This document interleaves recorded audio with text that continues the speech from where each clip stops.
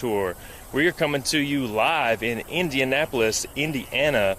This is the Great American Farm Tour number 4, and I'm so excited to be here today at Lawrence Community Gardens. I'm joined by co-garden managers Amber and Bobby.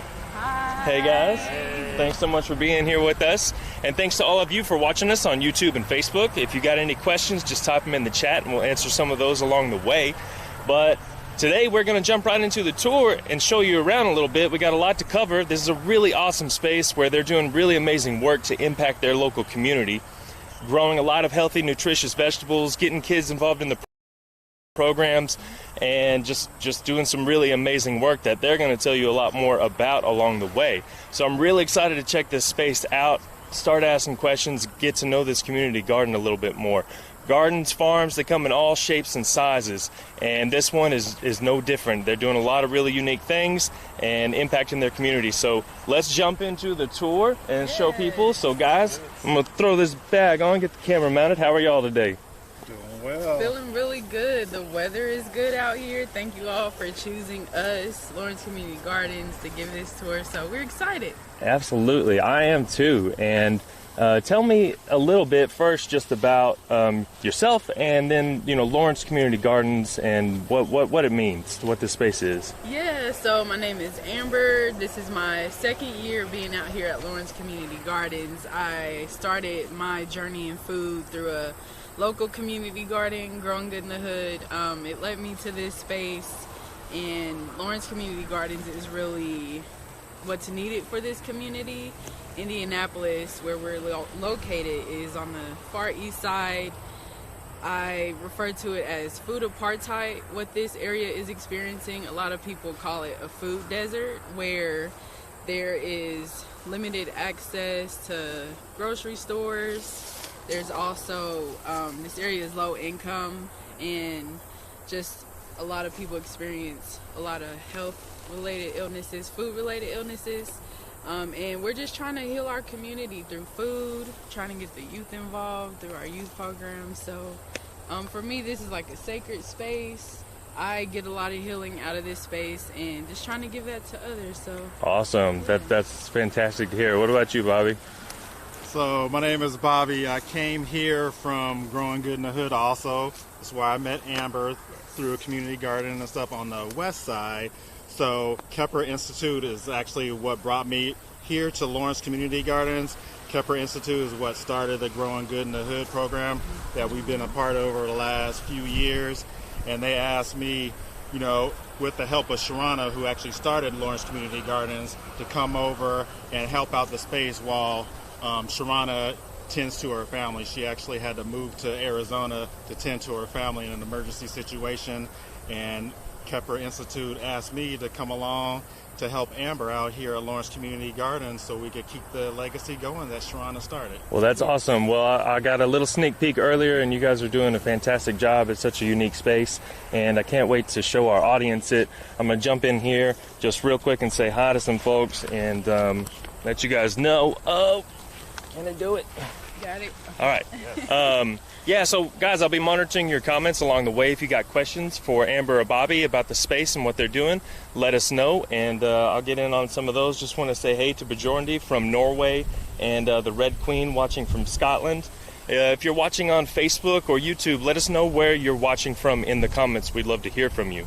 All right, so let's jump off on the tour and show some folks what you guys are growing out here. All right. Okay, so this space is it okay if we walk through right here, Tyler? Absolutely. Okay. So this is our front growing space. We're in a transition phase right now where we're pulling things up to put down cover crop and really get ready to overwinter the farm space. This year we grew a lot of tomatoes, peppers. What else do we have, Bobby? We had cucumbers, tomatillos. We have a lot of sunflowers over there. Eggplant, green beans, and just like Amber was saying, a lot of tomatoes. A lot of tomatoes were donated to our space this year. But next year we're going to actually make it a little bit more diverse crop rotation and stuff here on the garden and stuff. So now we're preparing with the cover crops, you know, so we could protect the soil over winter, you know, and just like I said, make our soil nice and healthy and stuff for the 2023 growing season. Awesome. Yeah. We didn't have a lot of funding to start off our season this year, so our community really came through with seed donation and plant start donations, and they just thought we needed a lot of tomatoes. So that's what we have, and like Bobby said, next year we're hoping to expand, and because tomatoes are grown here this year, we hope to move that crop. Do a little rotation. Yeah, Yes. crop rotation to keep our soil healthy. So yeah, that's what's planned for next year. Super cool. What do you know what varieties of tomatoes you usually grow, or you grew this year? We have Romas. We had a lot of cherry tomatoes. We had chocolate cherry.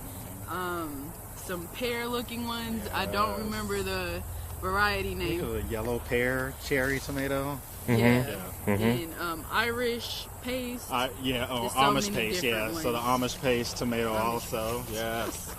And then a lot of slicers that we have, so. I got and you. some Valencia oranges or Valencia tomatoes and stuff over there.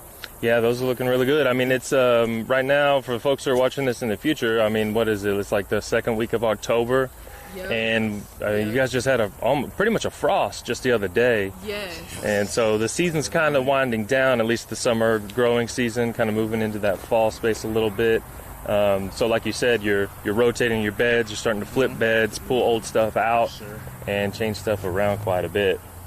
Yeah, and we did not have the opportunity to put down cover crop last year, so we're making sure we put that down for this year. And what cover cropping does, it keeps the soil living.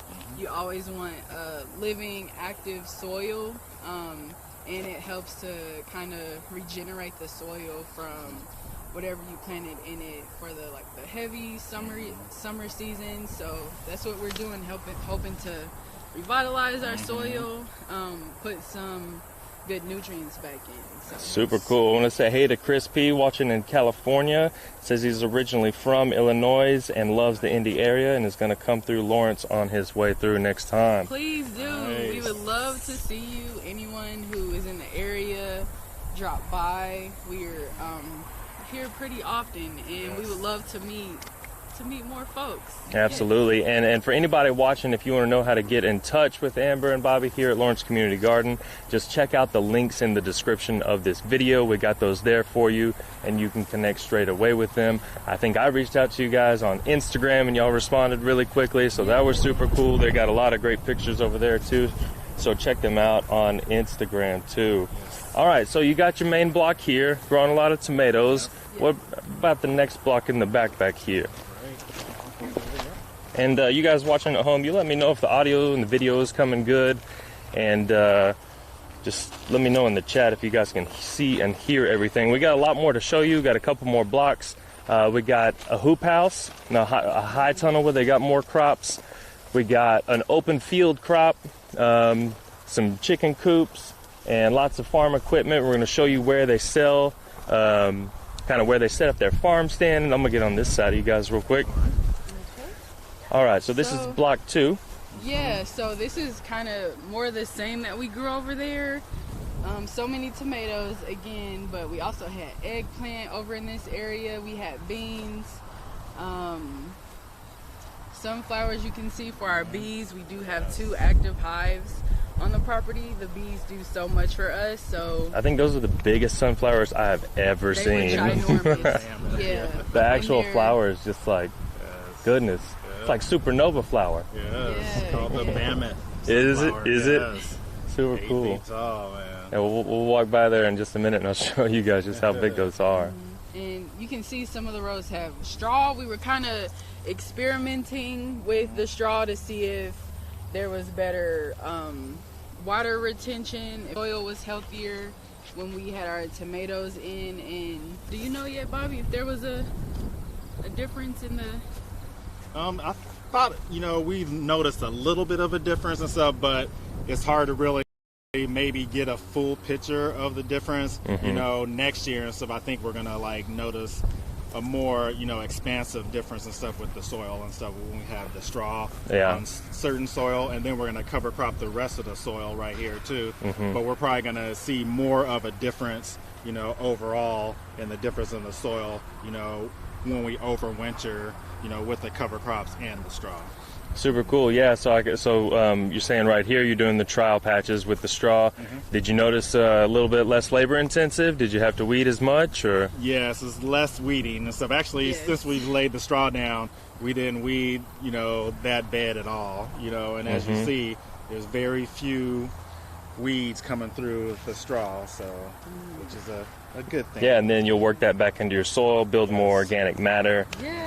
Smart stuff. And I see you got the landscape fabric in between the rows. Count on a little bit of that weed for as well. For sure. Yeah, weeding is such a laborious task out here, and so we were really trying to make it as less laborious as possible. So yeah, we have the landscaping fabric in our rows just to not have to weed that area. Of course, the weeds still pop up. Weeds are they will survive. If there's just a little sunlight through, they're gonna find their way. So the fabric helped a lot, and the straw helped. We do have youth on our farm that help out, and this definitely made it less laborious with the weeding. Sure. Most of the time, our youth are out here weeding, and this helped a lot. So I think we'll do more of the straw because we liked it this year. So cool. So let's see. Crispy said 9240 East 46th Street, right? That's the address? Yeah, that's our address. Yes. That's it, Indianapolis. Chris. We are called Lawrence Community Gardens, but we are located in Indianapolis. If you go 2 streets that way, we're in Lawrence. So yeah, just right at the intersection of like Lawrence and Indianapolis is where we're located. Yes, thank you. Awesome. Yeah, super easy to find, Chris. I was able to navigate right to it. Hey, if you guys are just joining us, we're at Lawrence Community Garden in Indianapolis, Indiana. Amber and Bobby, co-garden managers here at the community garden, doing lots of cool stuff here at this space, showing you guys some garden blocks. We're going to check out some hoop houses, some bigger paddocks or pastures where they were growing some bigger scale crops like watermelons and stuff like that. Infrastructure, more to come. And of course, if you guys got questions, just type them in the chat and I'll get them over to Amber and Bobby or myself, whoever you got a question for. And I hope you guys are enjoying this tour. This is part of the Heifer USA Great American Farm Tour. This is number 4. And if you're watching live, we'll be doing it again tomorrow morning at 7 Sons Farm in Roanoke, Indiana as well. So if you're enjoying this content, come and hang out with us tomorrow as well. All right. We can navigate to the back now. Yeah, let's swing by these Mammoth Sunflowers here. I'm just going to get a little bit of a close-up, but seriously. And this is the end of the season, so they're like dying on their way out when they were in their full just so you know, that's my hand. So they still look pretty good though. Yeah, just the size of them. That one over there is even bigger. Wow. So did y'all plant the sunflowers for any intentional purpose, or see there we got one left in it still? It's still beautiful glory. Got some grasshoppers and ladybugs over here going on. Hey, little guy, he's just taking a sun bath right there. So what was the intent when you planted the sunflowers? So multiple intentions. One was to just add some beautification to the space. Who doesn't love sunflowers? Also, we honestly needed a crop to put there, and we thought it would be fun for our youth to see just how we planted those from seed. Yes, we planted those from seed just to show them how fast sunflowers grow. And just like Amber said, the beautification and stuff of the space. So those are 2 intentional reasons why we planted the sunflowers. And just like I said, just throughout the whole season, it was definitely very, very nice to look at. And so when you come on the farm, look at the sunflowers and stuff, it helps get customers in here, right? For sure. Yeah, and another reason is for our bees. They do so much for us. Got the hive over there we're going to check out in a little while. One hive there, another, we have a zesty hive in the back. They, what do you call it when a swarm? Yeah, they swarm got to caught some back empty there. boxes, so those are a little zestier. That's why they're in the back. So yes, two hives. Very cool. And like I said, I noticed you got, you got different bugs and bees and grasshoppers and beneficial insects climbing around here, and I know those can help, mitigate some of your other pests that you might not want, help with the pollination, like you said. Yeah, just biodiversity is what we're really going for out here. And one thing I didn't ask about was, this is, and you may have mentioned it, and correct me if you did, but this is a community garden, right? It's a community space, and so it's open to members of the community. Are you guys run as a nonprofit? Yes, we are a nonprofit. We wanted to create something for and by the community, and that's really what Lawrence Community Garden is. Besides Bobby and myself, it is ran by a community. Our youth all come from this area mostly. In our youth program, we have ages 12 to 18 years old. A lot of our older youth have been here for years. Our one youth, he just went to IU. Shout out to Kenny. Hope you're not partying too hard. He just went to IU, and he was here for 4 years, and most of them can run the program better than I can, being out here only 2 years. So yeah, it's really for and by community, Lawrence Community Garden. That's awesome, yeah, because if you're not exposed to something like this, you just may never know. It could be something that you love, right? Right, and that's what we were willing to do, expose more of the community to growing. There are so many benefits. We have a focus on our youth because we just feel it's important to teach early. When you teach youth young, they carry that with them for the rest of their lives. The youth get their family involved in growing, so it's just... So anybody who's watching that may be from the area, they could come down and farm with you guys, right? Absolutely. We want to be more intentional next year with getting the community involved. We do have... we always accept volunteers, so... If you just feel like, I don't know how to grow, I'll be more of a hindrance, you will not. We are happy to teach you anything we know. Well, let me ask you one of those questions about what you know. So I notice you're using like a drip line down here. Is that what that is? That is a drip line. I'll show you guys this down here. You see that black plastic tube right there? What is that used for? So the drip line is used to water more precisely a crop. Full disclosure, it is not connected to anything. I mentioned we had some issues with funding this year, so did not get it connected. But yeah, the drip line is supposed to make, it is to make watering easier. Besides weeding, watering is such a laborious task for us. Right now we're still hand watering everything. We have watering canisters, and so going one by one to each plant is just so time consuming. So you said that you got a well out here, but what else do you need for the folks who are watching? What else do you need to get water out to these spaces? So in addition to well, you need a pump to get the water up from the well system. You need a more drip line. I cannot remember the site name. I'll send it to you. There's this site that has kits ready to go, depending on if you grow in rows, if you grow in containers. They already have a setup system for you to just buy all put together. You can figure it out yourself, ordering the different parts. I really think it's important to buy a already put together system to make it easier, especially if you're small scale. Yeah, you don't really know what you're doing, just like us. So cool. So anybody who's watching, one of the ways they might be able to support you guys with some help with some water pumps, maybe some drip lines, just getting the irrigation run, because you got a lot of stuff to water and you can't do it by hand every day, right? And we'll get into some of those other ways folks can help you guys out here in just a minute. You guys want to walk over to the chicken coops next and talk about those? I know you were really excited, Amber. The empty chicken coop. We miss our chickens, yes. So we have chicken coops. At the beginning of the season, these are all filled with chickens. There are about 15 chickens here.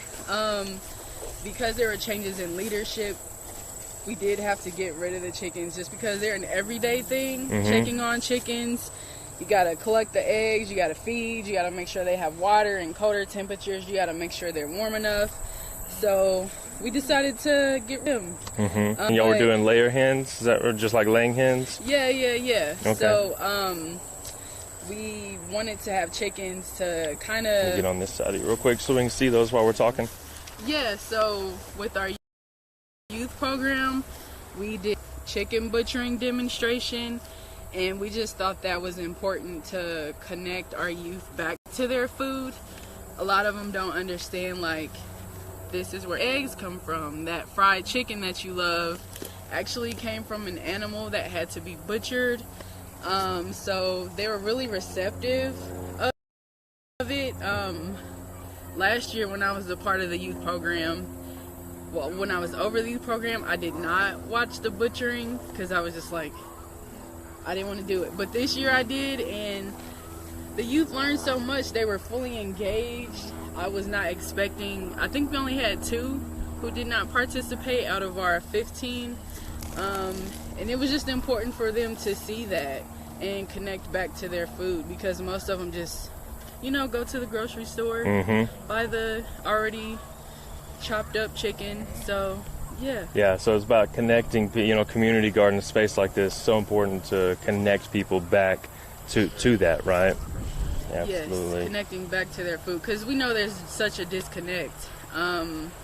We invited community members to come too. We had one parent who came who had never, out of all her years, had never seen, a chicken butchering demonstration. So whenever we have workshops for our youth program, we do open it to our community, because just like our youth in this area, a lot aren't connected to food, aren't connected to growing. So we try to make it accessible to all. Super cool. So were the chickens here when you started, Bobby? Yes, they were definitely out here when I started. So as equipped and knowledgeable and stuff to take care of the chickens. So it wouldn't be like fair to them for us to like continue to take care of the chickens and stuff when we're not here. Within like 5 minutes away for the most part. Sharana just lives right down the street, so she was able to be here 24/7 and stuff to take care of the chickens and stuff. And since Amber and I, we live a little bit further away, we didn't think it would be fair and stuff for us to have the chickens, when we're such a distance away and stuff from the farm. Yeah. And if I could real quick, just shout out Sharana Moore.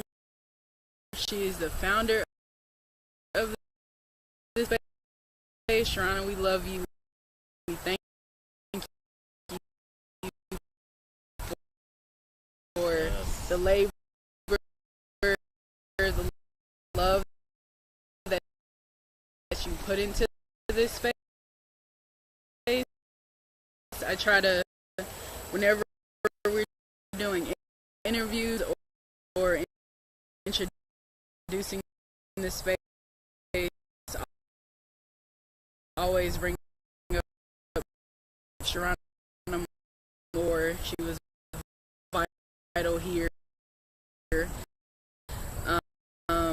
And yeah, this space would not be here without Sharana. So thank you. Absolutely. All right, we got a question in from the audience. Derek Ellis, he wanted to know What state? Indiana and Lawrence Community, Lawrence and Awesome, cool. Derek, you can, folks who got all the to get in touch with them. They'd love next. we can go this way to go to the hoop house. Okay.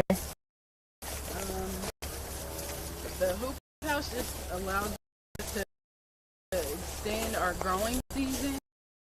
We have one right now. We hope to expand another one just so we can, put out more produce in the colder months.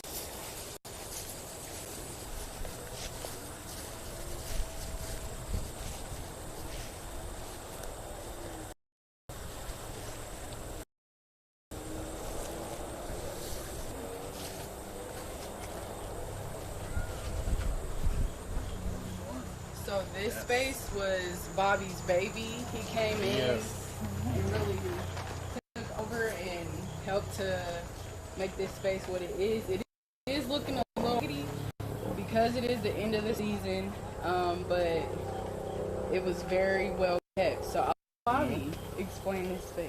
All right, so welcome. This is the hoop house where we are. Just like Amber was saying, we use the hoop house for season extension, so certain vegetables, don't like cooler weather, so we have tomatoes in here, eggplant, we have some Swiss chard, and just like I said, a lot of tomato plants. And on the exterior, we have in the tires, we have all the herbs and stuff that we have growing here. So you have all the way from mint, you got some winter thyme, some have some sage over there. We planted some basil, some nasturtium, so all the various herbs we have on the exterior and the tires. And just like I said, right here in the interior, we have the tomato plants, eggplant, peppers, and everything that we're growing, for our season extension here in Indianapolis, Indiana. Yeah, and a space like this, so like you said, you mentioned season extension. Yes. Really gives you a lot earlier start and a later finish. Yes. I mean, you still got quite a bit of stuff growing in here, and you're getting toward October, and Sure. what are y'all going to do in here after you rotate these out? Just like I said, we're just going to keep, some of the herbs are perennial, so some of the herbs are definitely going to come back for next year, so we won't have to replant a lot of the herbs and stuff for next year.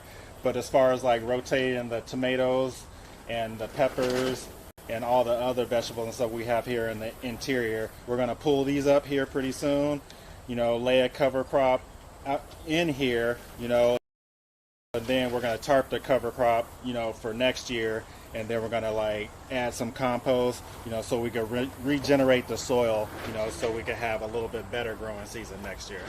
Very cool. And then you got over here on the side, I see you got a lot of herbs going. Yes, these are some herbs. You got some thyme.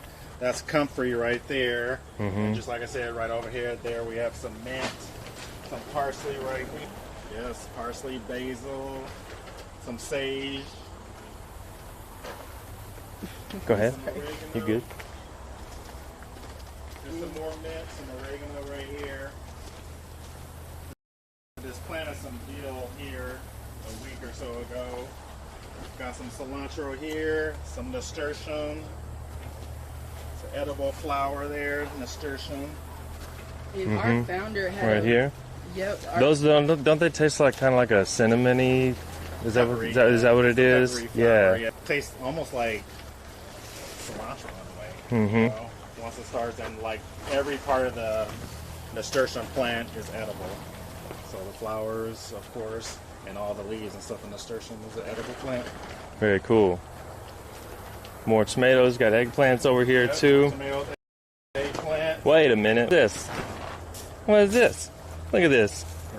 That is That's the craziest tomato I've ever seen. I want to say that's the Cherokee purple. Man, that is the darkest. That is incredible. Look at that. No, the Black Beauty. So Black this is the Beauty, Black Beauty. yeah. So that's the Black Beauty tomato. Very cool. Yep. And I pulled that, so I'm gonna just. Yeah. What do you find that your customers respond to the most? What are they like? Actually, I would say green tomatoes are probably like the most popular, item that we actually have here on the farm. Oh yeah. It's very, I wouldn't say nostalgic and stuff, but it's really traditional. So green tomatoes are really like kind of like a southern tradition. And here in Indiana, I would say I'm originally from California, but here in Indiana, you definitely have more of a, I would say more of a southern flair in a way here in Indiana. We're like, of course, a landlocked state.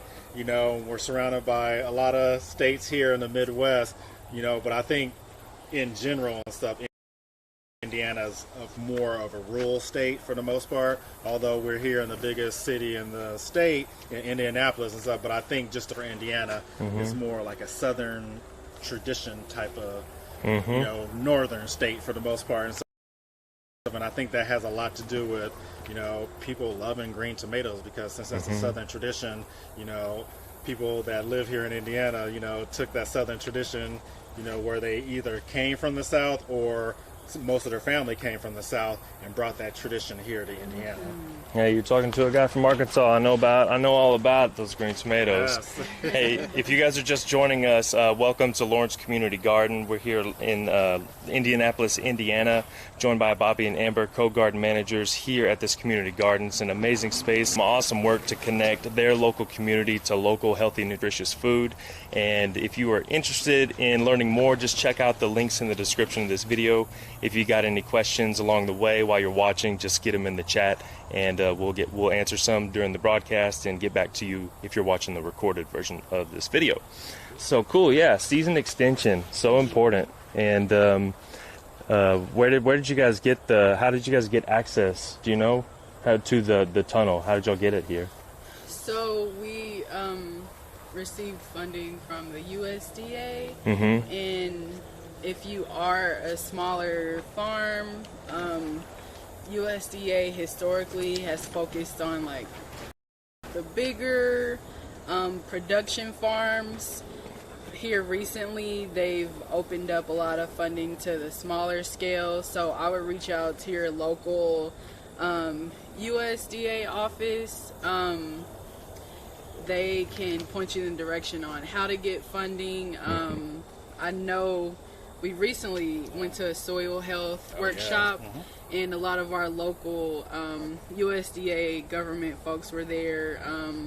They want to connect farm to grants funding, and one of the first things is to get you a hoop house. So Gotcha. There is funding out there for that. You just have to I think that's reach out. like the NRCS grant funding. Is that what it is? Yeah. NRCS. Thank you. Cool. So yeah, if you got, because a lot of folks are watching, they'd love to be where you're at. They'd love to be doing stuff like this, and they just want to know how to get started and get the stuff that they need, and finding a great community program, or getting grant funding, or working with local businesses and stuff like that. A lot of times, what I've found talking to farmers is just if you work with who you already know, you leverage those relationships, it'll lead you one step to another. Yeah. Well, super cool. Well, let's check out the next step on the tour. If you guys have any questions about this high tunnel hoop house, let us know, and we'll get to some of those. We're going to walk over here and check out one of the big blocks in the back, just real briefly, and then go after this. We still got some beehives to show you guys. We're going to show you where they store their equipment and where they set up their produce stand as we kind of wrap up the tour toward the end, but we've still got more to come. Hope you guys are enjoying it. Let us know in the comments where you're watching from and what you guys think of the work that they're doing out here at Lawrence Community Gardens.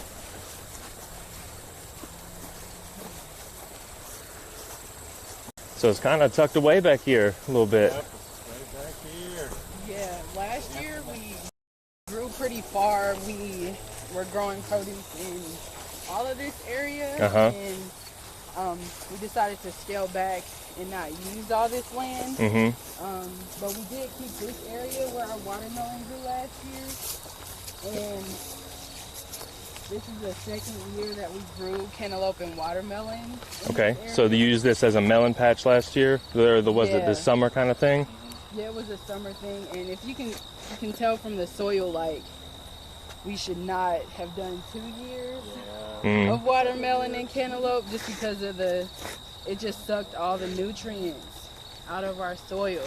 So fast with now is to get a tractor and kind of break up that top layer a little bit. Yeah, just break it up. Break up the top layer, put a cover crop down to try to get the soil health back. Because it is rough right now. It is very rough. Yeah, we kind of had a so-so crop with our watermelon this year for a number of reasons. The soil health was an issue, but we also had raccoons. They would just come and punch the watermelon and eat it. And what we both learned this year is that raccoons, they sleep in trees, and there's a tree line right in the back. So they just had easy access to our watermelon out here, and they were low. Yeah. Yep, I know a little bit. I grow muscadine grapes, and you know, it was like a 3-year in the making thing, and then I finally got a big crop, and they just came gone. They ravaged us. It was so sad. Every day we would come back here and see new. It'd be like 10 or so, like each day. It'd be like, oh my god. Wow. You know, we had harvest like at the beginning of the harvest season with the watermelon and cantaloupe. But we could have had a lot more if we didn't have so many that were damaged from the raccoons. Yeah, I think we only had about 2 good harvests before they were just like, this is ours now. Yeah, we want to, for next year, get the soil ready, put cover crop down, and then we're going to do just feed greens in this area next year. And you know, if the raccoons come back next year, it won't be as devastating as watermelon with the leafy greens, and those come back a lot quicker. So leafy greens in this area for next year. Cool. So yeah, lots of land to work with, and you guys said you were working more of it, but it just grows back so quick, doesn't it? Yes. The pressure when you're first starting to farm on new land, the weed pressure is just so much. Like you gotta use. I see you're using the black landscape fabric over here. Keep down a little bit. Yeah, and that we use the black plastic and the landscaping fabric for this area this year. Our biggest task again is the weeding. So the black plastic really helped with the weed suppression, just making it easier to maintain. So I think with watermelon, black plastic is a great method to use. Yeah. And you can just pull it up, and I don't think we can use it next year. I've used it 5 years in a row. Honestly, the thicker stuff, the woven fabric, if it's not too damaged or anything, you know, it's UV treated, so you can use it year after year, and it does do a pretty good job for you. Yeah, especially if you're, sometimes weeds will start to grow through it, but if you just pull those out.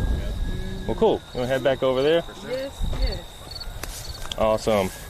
Hope you guys are enjoying the Great American Farm Tour here at Lawrence Community Garden. We got a question while we're walking.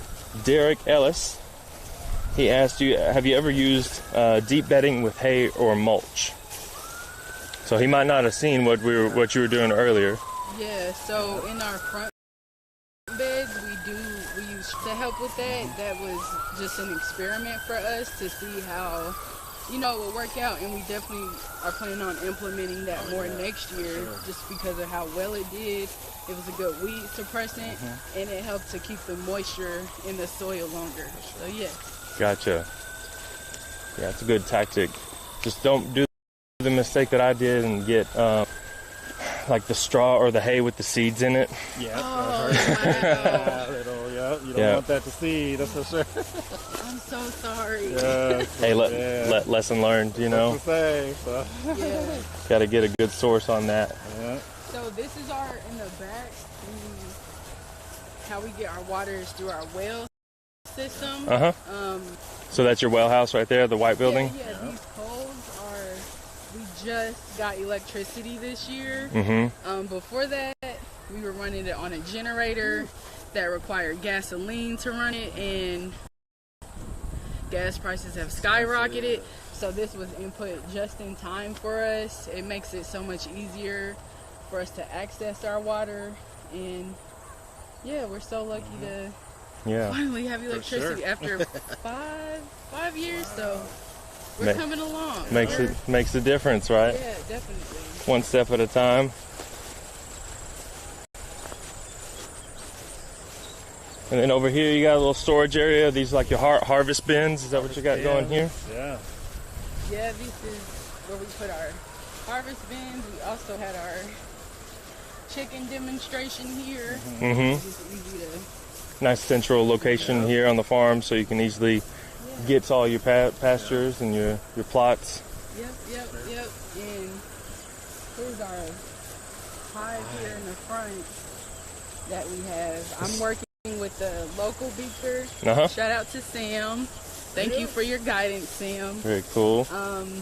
We have 2 hives.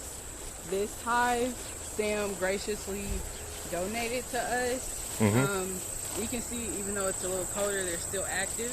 And we don't have honey right now. We hope to harvest honey in the springtime. You know, you don't want to take the honey from the bees right now, because that's really their food source for over the winter. So we want to honor their labor and leave them with their honey, and if they have, you know, excess next year, then we'll harvest the honey. Very cool. So how'd y'all build the relationship with Sam? How'd y'all find him? Growing Good in the Hood. Sam is a she. Oh, her? Gotcha. Yes, her name is Cynthia. And well, so tell me about Growing Good in the Hood. You talked a lot about it. Okay, Kepler Institute is the bomb. If you're watching this, please look up the Kepler Institute. They are a local, Black-led community wealth building organization. Me and Bobby are here right now. They're actually the reason why Lawrence Community Gardens is able to function today. Sharana Moore, our founder, reached out to Lawrence. Reached out to the Kepler Institute in the beginning of her journey, 2016, to get help with like learning how to grow, learning how to farm, and Kepler has been just a source for really guidance, for funds, and so they're like a nonprofit that helps other folks get started, kind of thing. You can go there for training and education. Right. They focus on entrepreneurship. They have a focus on food with the community controlled food initiative. With they also have a local community garden. That's how we met. That's how we met Sam. Very cool. So it's really, Kepler is an amazing institution. Maybe we'll make a stop there on the next Great American Farm Tour video and go check them out. That sounds pretty cool. Well, thank you for telling me about them. I was really curious to know. Yeah, they're an amazing organization. So definitely look them up. Very cool. So a couple more things to show you guys. Just kind of some storage facilities, just to show you a little bit of everything that it kind of takes to run a place like this. And then some of where they're storing some of their produce, like I said at the beginning of this broadcast, getting toward the end of their season. So things are kind of winding down a little bit. But we still wanted to get out here and show you just kind of how it's run, you know, the nuts and bolts, and what are the parts and the pieces and the people that make something like this happen. And you know, we're not going to be here live with you in about an hour, but there are going to be some youth members from the community showing up, part of a program that they're running out here as well. We thought we'd do this while they're undivided attention. So. But normally lots of community interaction going on here at the space. I mean, that's what it's all about. It's a community garden. So some of the things that you showed me, got some compost bins over here, because you know, you got a lot of organic green manure, as we call it, on a farm. So you're composting it, right? Yes. So we had, just because of our limited infrastructure here at the garden, a lot of waste, unfortunately, but we use that to add to make our own compost. So we've had these bins for a couple years now, and Bobby and I are still learning, you know, how to maintain. And we just recently did a calculation of how much waste went into these bins, and it was about 800 pounds at our last calculation. So yeah, we rely on these to help us with our waste. We just call it food for later. Yeah. That is such a good...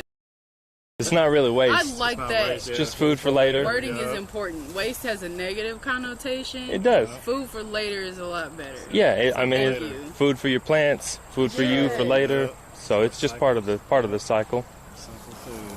Did you want to talk more about? No, you pretty much, Okay. we need to talk about it. Yeah. For the compost, I think. So. Okay. We hope next year to get another bin to like move the good soil to that we've like, what do you call that? Strain? Sift, yeah. Sift. The sift in the Mm-hmm. compost. To You get know, some of the large chunks and stuff like out of the finished product.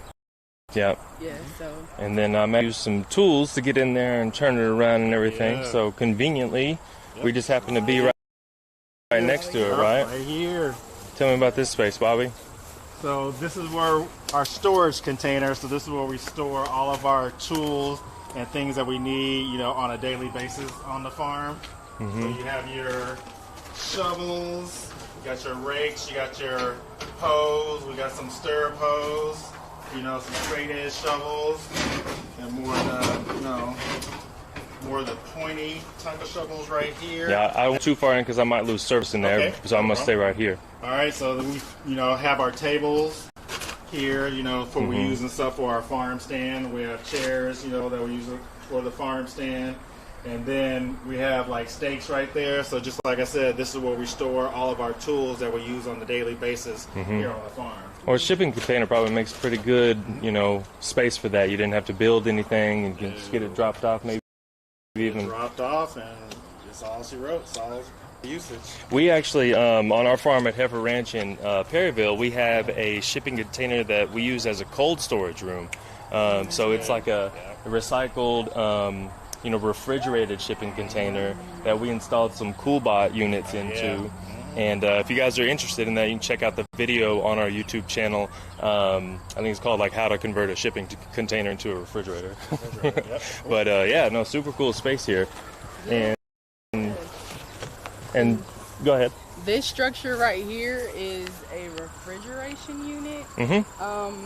At the beginning of this season, we were looking at, should we buy another shipping container for refrigeration? Should we just get a unit? And because a lot of folks are like using the shipping containers to like now build homes, the price has gone up a lot.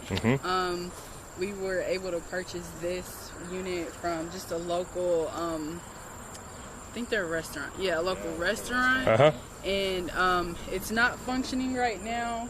We hope next year to have it up and running because that will allow us to prolong our produce. That's one of the issues now why we have so much, not waste, but food for later. Food for later. So because you don't have cold storage on site, right? So that'll be the next big infrastructure piece that y'all kind of look toward investing in. Yes, that's the next piece for us. And it'll allow us to, again, extend the produce life where we can sell more, give more to our local pantries, and just overall help us with like our numbers on getting food out into the community. So cool. Real quick, I want to say hey to Susanna Johnson, watching from Fayette County, Indiana. Okay, hey. Probably not too far away. Susanna, thanks for tuning in to the live stream.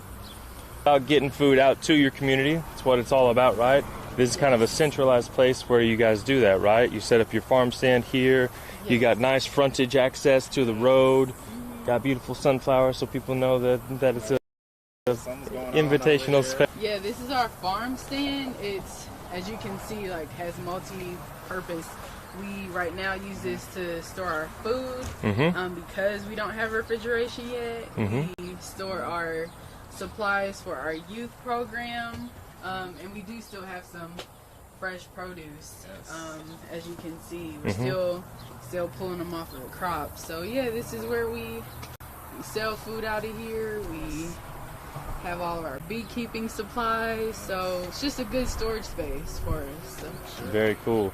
So if folks want to come by and, get some food from you guys, what's the best time and place for them to do that? So this is our last week doing our produce stand. Our youth program also ends this week, so we have those kind of in conjunction, ending at the same time. So we'll be out here Monday, Wednesday, Friday this week, from about 4 to 7:30, and you can come by. We still have bell peppers, fresh tomatoes, peppers, hot peppers, eggplant. So yeah, we still have a lot. So. And then in the typical growing season, though, because this video, people be watching this for months and months and months. So when you're typically growing, same schedule kind of? Is that when they come by?